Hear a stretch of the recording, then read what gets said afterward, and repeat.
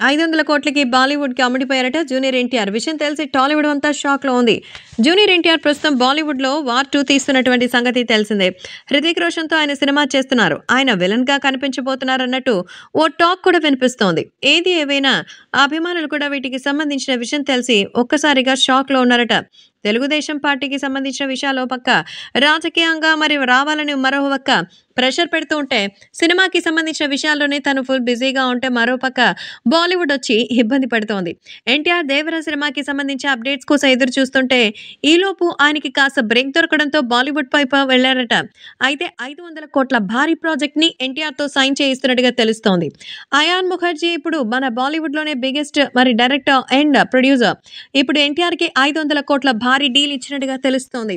ఈ 500 కోట్ల భారీ డీల్‌లో ప్రముఖ ఇండియన్ సెలబ్రిటీస్ అందరూ ఉంటారని, ఖచ్చితంగా ఎన్టీఆర్‌కు ఉన్నటువంటి మాస్ ఇమేజ్‌తో బాలీవుడే మాస్ అనిపించేలా ఓ భారీ సినిమాని రూపొందిస్తున్నట్టుగా సమాచారం.